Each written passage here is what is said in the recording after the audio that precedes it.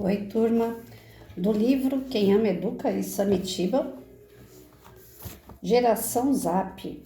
As crianças já nascem com telas interativas diante dos olhos. Em vez de olharem pela janela, que não oferece atrações participativas, exceto a possibilidade de jogar objetos nos passantes, veem telas na sua frente. Enquanto dá certo, permanecem no jogo.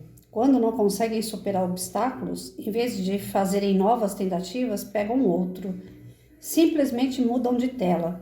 Todas as crianças fazem isso. Descartam jogos difíceis e preferem brincar com aqueles em que vão melhor.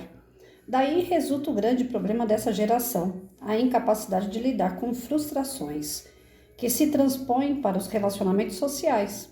Se algo não dá certo com uma pessoa, as criancinhas a agridem, deixam-na de lado, buscam outra, descartam-na como se fosse um videogame. Púberes e adolescentes agem da mesma maneira ao ficar com alguém, enquanto interesses estão juntos. Do contrário, abandonam a pessoa sem saber o nome da zapeada. É o que tenho ouvido dos ficantes. E assim a geração Zap se acostuma à quantidade e à superficialidade. Esta, aliás, é uma das tendências do mundo moderno que mais prejudicam a sociedade. Pessoas descartam umas às outras. Pais abandonam filhos com facilidade. O que vale é satisfazer o objetivo pessoal. Reina o individualismo. As grandes empresas descartam pessoas como se fossem máquinas de produzir. Em vez de investir, educar, preparar, melhorar a formação e dar treinamento, é mais fácil trocar e pagar um salário mais baixo. Há muita mão de obra disponível, prega a cartilha do capitalismo selvagem. Pessoinhas fazem seu capitalismo pessoal, vangloriam-se de quanto namoram e beijaram. Serial kisses. Abandonam quem não as satisfaz e passam a agir como piratas, extraindo o máximo que podem de pessoas e situações. Terminado o saque, mudam de alvo. Não preservam o quarto, o local de trabalho, a família. Detonam tudo pelo caminho. Mas nem tudo está perdido. Quando há amor, capacitação e boa vontade, o rumo da história pessoal pode ser melhorado. Gente, eu errei. Né? Nessa questão do videogame aí, eu errei feio. Como eu tinha que trabalhar, a babá do meu filho era o videogame, né? Então ele assistia a televisão, tinha os horários da televisão, com os quais eu já até comentei aqui em algum vídeo. Durante o meu horário fora, eu falava para ele assim, deu horário do Rá-Tim-Bum, é horário de tomar café, deu horário do Cocoricó, é horário do almoço. E depois, com o passar do tempo, tinha o videogame, né? Então, terminava aquela partida, você pode já almoçar. Terminou aquela outra partida, você vai tomar um café. E ele não era do tipo que desfazia dos jogos. Pelo contrário, meu filho, ele sempre quis passar as fases, né? Ele era persistente. Isso eu admirava bastante e admiro até hoje, porque tá vivendo sozinho e tá se virando sozinho. Até hoje não me pediu um grampo, desde que saiu de casa. Então, nesse ponto, tá tudo certo, né? Maior de idade, tá sabendo se virar. Porém, a questão do texto me leva a refletir num erro, né? O erro de deixar tanto tempo na frente de um videogame. Realmente, o tiro podia ter saído pela culatra, né? Ele podia muito bem ter se tornado essa pessoa que se desfaz de outras fácil, né? A partir do momento que aquilo não está trazendo benefício para ele, ele vai lá e descarta. Eu não sou viciada em jogo, mas quando eu começo a jogar, né, tem aqueles joguinhos que a gente baixa aplicativo no celular, às vezes eu coloco aquilo lá para me distrair, de noite principalmente, na hora que eu não estou fazendo nada. E quando eu vejo que a fase está muito difícil para mim, o que eu faço? Eu largo aquele jogo lá e pego um jogo mais fácil. Então eu me identifiquei demais assim com o texto, porque geralmente é o que a gente faz mesmo. Tudo que está muito difícil a gente quer deixar para lá. A gente pega uma coisa que está mais fácil, né? E na real, a nossa vida não pode ser assim.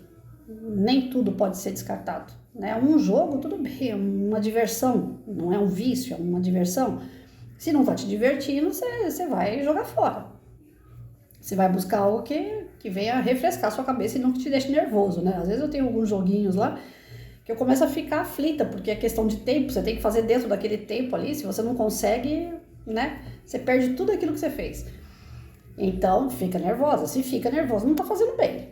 Então, aí sim, é um momento de descarte. Mas é complexo. Porque ao mesmo tempo que a gente fala do descarte, a gente também tá falando do quê? De não querer enfrentar um obstáculo, né?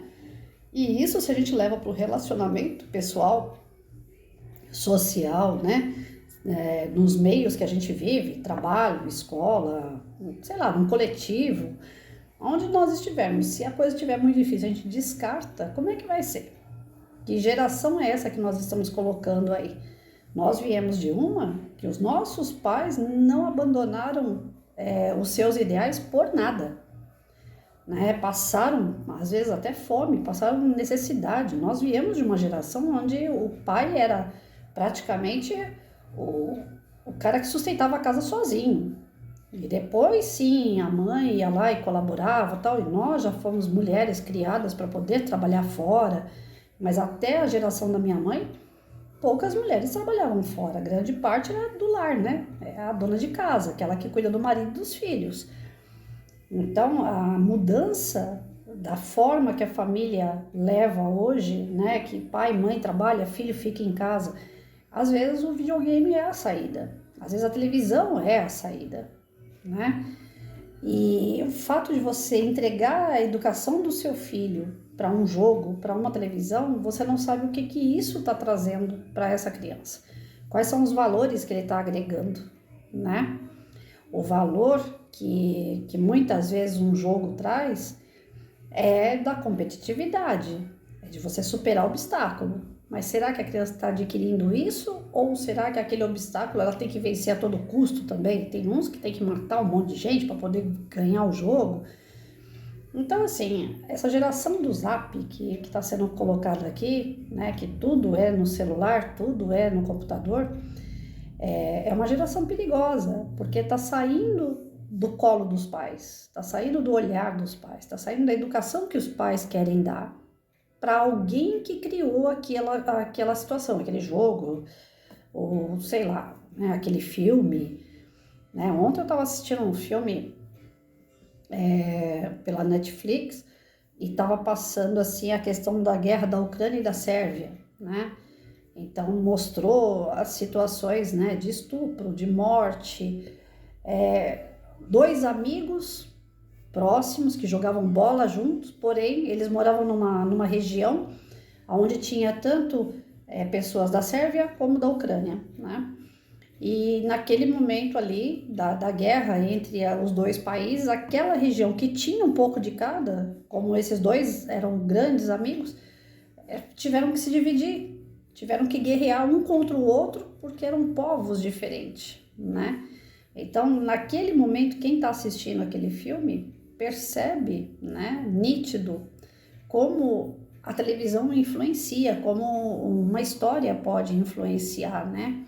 Se é uma criança, uma adolescente, né, com uma cabeça ainda a se formar, vai assistir um filme daquele ali e vai falar, poxa, mas os dois eram amigos e se tornaram inimigos por conta de povos, porque um é um povo da Sérvia e o outro era da Ucrânia. Tá, mas quem está assistindo vai fazer o que com isso? Que tipo de informação isso vai acarretar para a pessoa? Aquele amigo meu, eu posso descartar ele a qualquer momento se ele for de uma outra religião, né? Então, eu sou católico, o outro é evangélico. Aí, por uma obra, né, de alguma circunstância, o meu povo vai ter que guerrear com ele, né? É questão dos jogos, né? Eu sou São Paulina, o outro é palmeirense, então na hora do jogo a gente deixa de ser amigo. Então, são coisas assim que passam na televisão, que passam ideias que na nossa cabeça, quando a gente está ocupado, nós trabalhamos, nós temos dívidas, nós temos um monte de preocupação, a gente assiste um filme e aquilo passa batido. É uma informação que passa batido. Mas para um adolescente que a cabeça é mais vazia, que não tem tanta preocupação, para uma criança que está formando aí das suas opiniões, vai falar, os dois são povos diferentes. E guerrearam, então aquele meu amigo que é do time diferente, que é da religião diferente, eu também posso brigar com ele a qualquer momento. Quer dizer, não ganha uma estrutura, um elo forte, né? A amizade em si não valeu de nada naquele filme que eu estava assistindo e passa a ideia para aquele que está assistindo que a amizade não vale nada, né? Que o que vale é o povo, é a religião, é o time, né? Aí, no decorrer do filme, graças, né, ao bom senso, ou realmente aconteceu, eu não posso dizer que aquela história é verdadeira totalmente, né? Porque cada um conta o que quer, mas graças a Deus, no final do filme, os dois amigos caíram em si, que eles eram amigos, que independente dos povos, eles eram amigos e que eles não tinham motivo nenhum para guerra. Mas eu digo assim, qualquer tipo de mensagem que é passada, se o pai e a mãe não estiver do lado, né, e celular, computador, internet, é um campo sem dono. O pai não tem acesso a tudo que o filho está vendo. Então, como que você vai dar estrutura para o teu filho para que ele seja um elo forte na tua família, para que ele dê continuidade à família, para que ele tenha valores e princípios sólidos mesmo, se o campo que está lá fora está sendo competitivo com o pai e a mãe, que não tem tanto tempo assim, que não está com o teu filho o tempo todo. Aí, vamos lá, cabe ao professor.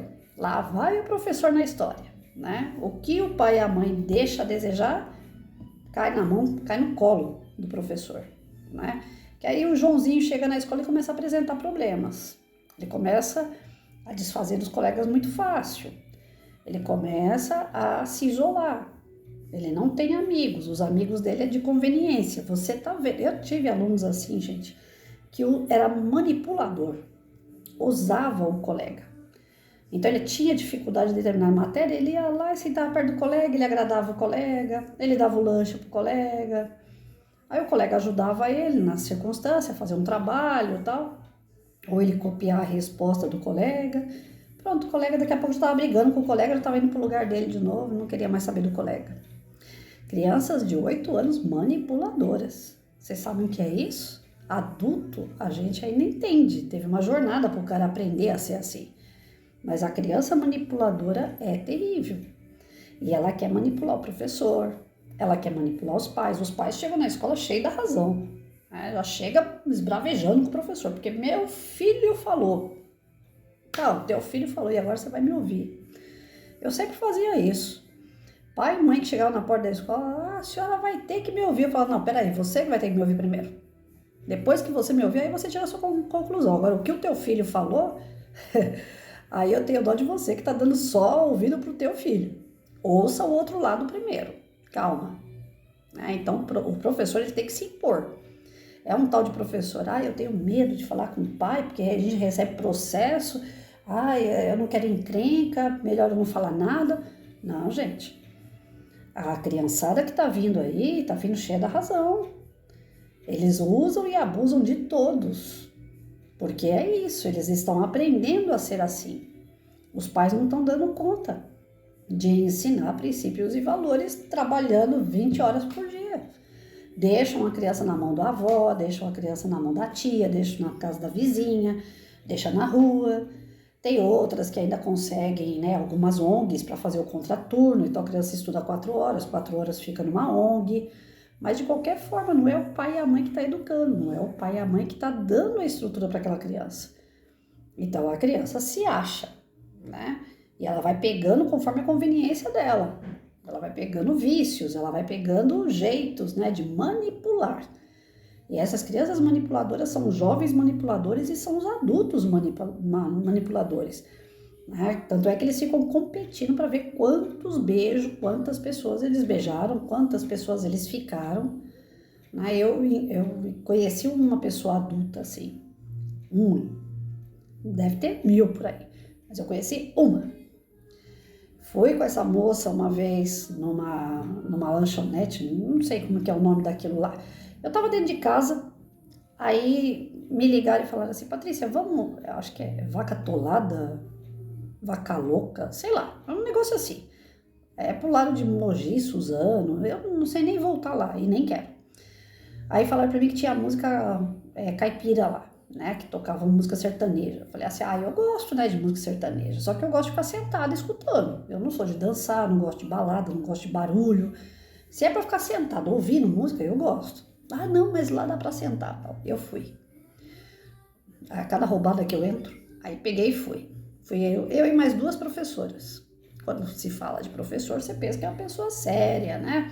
Uma pessoa que tem índole, caráter. Eu não conhecia direito as 2, mas professora, me convidaram, eu fui. Né? Nunca mais na minha vida eu faço isso. Se eu não conhecer bem a pessoa e o lugar, eu não vou nunca mais. Mas eu fui porque eu confiei. Enfim, chegou lá, era balada, gente, era barulho, era gente andando de um lado para o outro, era bebida para tudo que é lado. E uma dessas professoras falou que queria dançar. Eu falei que eu não danço, eu fico sentada, eu só vim para escutar música. Né? Na minha ingenuidade, eu achei que o lugar era um lugar que você sentava e escutava música. Aí, não, mas aqui é para dançar também, nós não te falamos? Falei, não, não falou. E eu, de carona, não sabia voltar para casa. Naquela época não tinha Uber como tem hoje, né?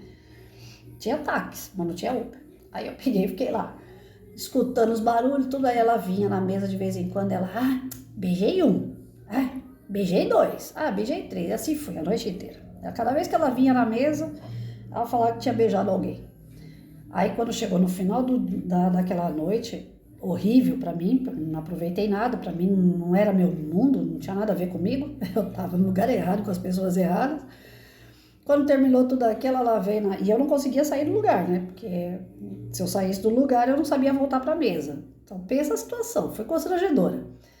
Aí, quando veio no final desse vai e vem, no final da noite, ela falou pra mim assim, nossa, essa noite rendeu. Eu dei beijo, assim, a mais ou menos umas 15 pessoas. Mas era uma mulher, era uma adulta. Aí eu falei, peraí, tá tudo errado. Você acha bonito mesmo o que você fez? Os homens fazem, por que eu também não vou fazer? Direitos iguais. Eu falei, bom, cada um responde por si, né? Eu acho ridículo, tanto homem como mulher. Né? E a explicação que eu tenho para te dar é que você é uma pessoa insegura. Imagina, eu sou dona de mim, eu que pago minhas contas, eu que não sei o quê. Eu falei, não, você é insegura. E eu não tinha nem lido isso Samitiba, hein? Eu falei, você é insegura. Porque uma pessoa que sai com outro, beija outro, mesmo que não tenha ido pra cama, né? Que não foi o caso, não foi pra cama mesmo. Acredito eu que não deu tempo, né? Eu acredito, sei lá. Mas falou pra mim que só beijou. E eu não vi. Foi pro salão, foi dançar e sumiu. Quando voltava na mesa, tomava toda a cerveja dela lá e voltava para pular de novo, né? Mas eu acredito que não tenha saído lá do salão, eu acredito que só tenha ficado nos beijos mesmo. Eu falei para ela, ainda assim, é um gesto de insegurança seu. E o que é pior, você é mãe, você tem uma menina de 6 anos de idade, que ela tinha uma filha na mesma idade do meu filho, quase na mesma idade do meu filho. Eu falei, você é mãe, o que é pior, você tá dando uma péssima referência para tua filha. Mas ela não viu nada, ela não sabe de nada. Eu falei, um dia ela vai saber. Porque não tem nada nessa vida que a gente consiga esconder. Nada. Tudo uma hora aparece. Quando você menos espera, um defunto lá de 30 anos atrás aparece na tua vida. É a história que você teve. E vai ter que ser contada. Então, você fazer coisas que lá na frente você vai se arrepender, fazer coisas que lá na frente você vai se envergonhar, gente, melhor não fazer, né? Então, um adulto que chega a essa cena, que chega a fazer esse tipo de coisa, é sinal que teve o quê? Uma infância também insegura. Se você quer um casamento sólido, você quer que o seu filho tenha um casamento sólido, você tem que ter um casamento sólido, você tem que ser referência. Você tem que mostrar isso para ele, como que funciona isso. Muita coisa do que eu faço, eu tenho certeza que foi coisa que eu vi meu pai e minha mãe fazer. Coisas que eu achava errado, eu descartei. Aquilo que eu acho que é errado. Minha mãe tinha situações, ela jogava bingo. Eu não suporto o jogo. Então eu não vou jogar. O meu pai, em determinado momento da vida dele, ele bebia. Eu não bebo. Então coisas que eu acho errado, eu não vou fazer. Mas tem coisa que é automático. Meu casamento com meu marido, de início, eu era muito autoritária. Eu resolvia tudo sozinha e eu não deixava brecha para ele resolver nada. Por quê? Porque eu via minha mãe em casa sendo assim com meu pai. Meu pai sempre aquela ovelhinha, né, quietinho na dele, nunca esbravejava em nada. Então eu via meu marido como uma figura do meu pai. No automático eu mandava dentro de casa. Então tem coisa que a gente repete. E a insegurança é uma delas. Quando a gente não tem segurança, lá na infância, a gente cresce com essa insegurança e transtorna a vida das pessoas. Em vez de transformar a vida das pessoas, a gente transtorna a vida das pessoas. Com a nossa insegurança, com a nossa imperfeição. E isso, às vezes, um jogo traz. Às vezes, a gente vai lendo e vai aprendendo, né? Eu não sabia disso. Mas eu pensava que meu filho jogando videogame, ele estava aprendendo a superar fases. Mas é verdade.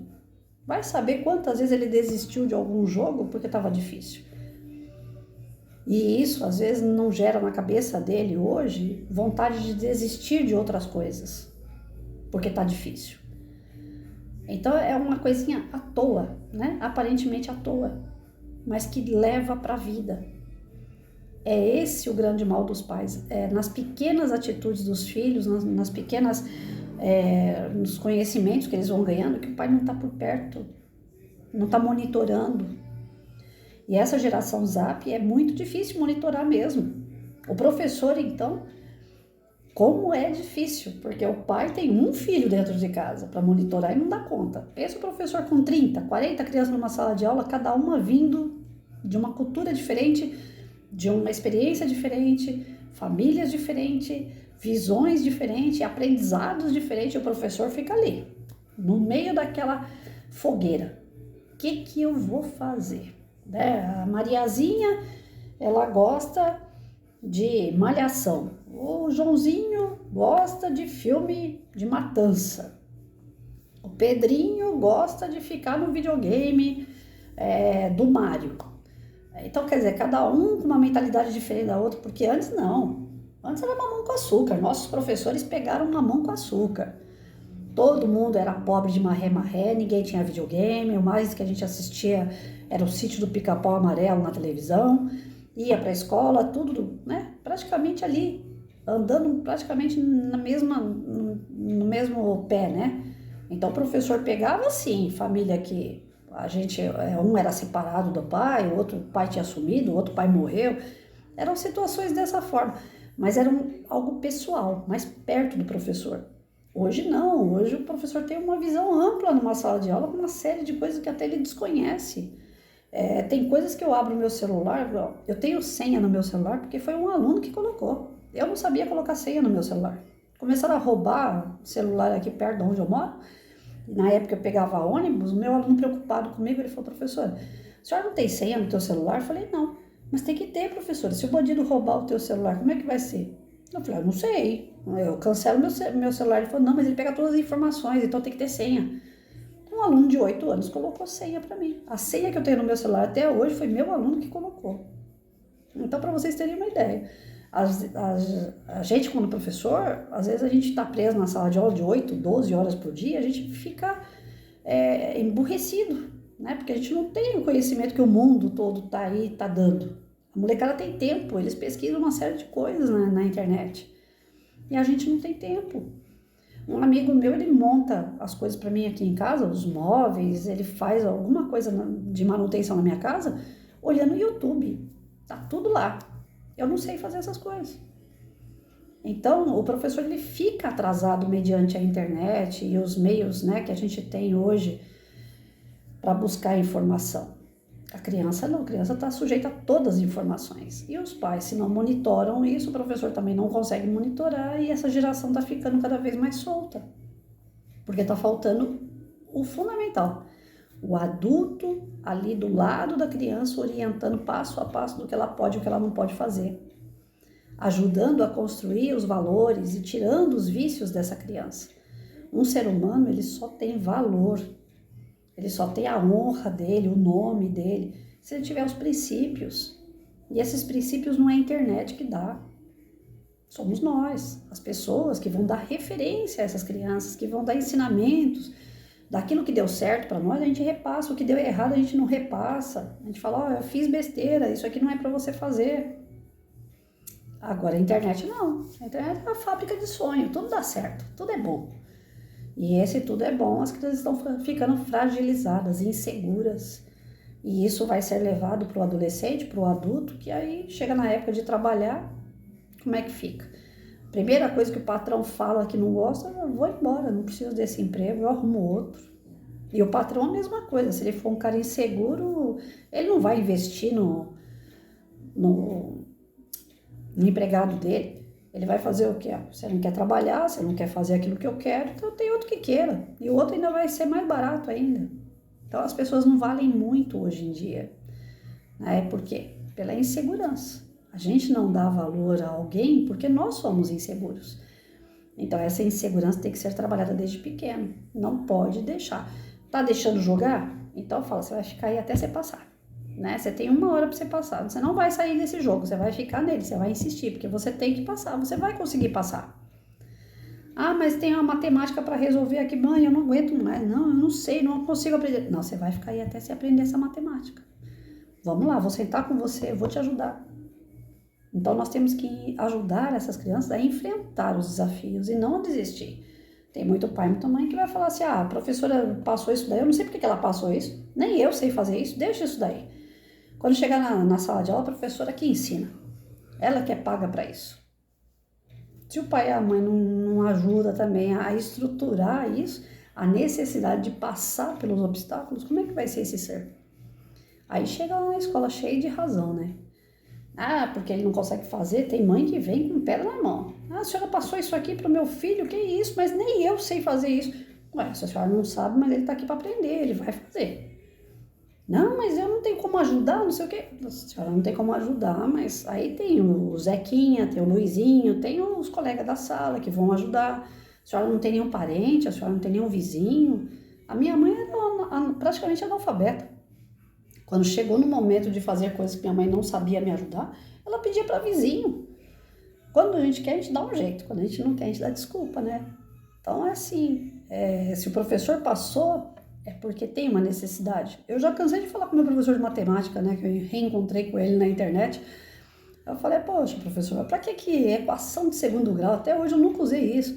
Ele falou, você já usou tantas vezes e nem sabe como foi que você usou. Mas já usou sim, tem uma necessidade, por isso que você estudou. Não foi à toa. Então, tudo tem um porquê. A gente é que não sabe ainda como que foi utilizado, mas tudo que tem nos conteúdos na escola não é à toa. E o professor tem que estar, como eu já sempre falo, né? O professor tem que ver que tipo de aluno que ele tem. O conteúdo está lá para ser dado, mas se o tipo do aluno que ele tem não condiz aquele conteúdo, ele tem que adaptar, né? Ele tem que melhorar isso daí. Ele não pode ficar fazendo que nem eu fiz há anos atrás, quando eu iniciei, falando de agricultura, extrativismo, né, pecuária, para um cara que estava na sala de aula pensando em como ele ia matar o irmão dele, ou matar o cara que matou o irmão dele. Então não tinha nada a ver uma coisa com a outra. Então o professor tem que adaptar. Não é que eu vou dar uma aula de como matar alguém, mas eu vou ter que adaptar a minha matéria naquela circunstância. Senão o aluno não aprende, porque não tem sentido nenhum para ele. Então nós temos que rebolar com o programa, né, de conteúdo, nós temos que rebolar com o tipo de clientela que a gente tem, a família que está por trás dessa clientela e saber o que essa clientela está vendo, além do que ela está passando na família, no social, o que ela está vendo, o que ela está aprendendo lá fora. Porque senão o que a gente está dando para ela não faz sentido nenhum, a criança não aprende. Nós temos mais esse desafio. Antigamente era fome, os pais separados, criança que vinha com problema físico, né? E hoje não. Hoje, dependendo do que a criança está assistindo, o que ela está fazendo, chega na sala de aula, giz e lousa, e ela tá lá no videogame que passa um monte de fase, que vê um monte de coisa diferente no videogame, que parece que ela tá na cena, que ela tá... O professor fica numa competitividade com coisas que estão muito além dele.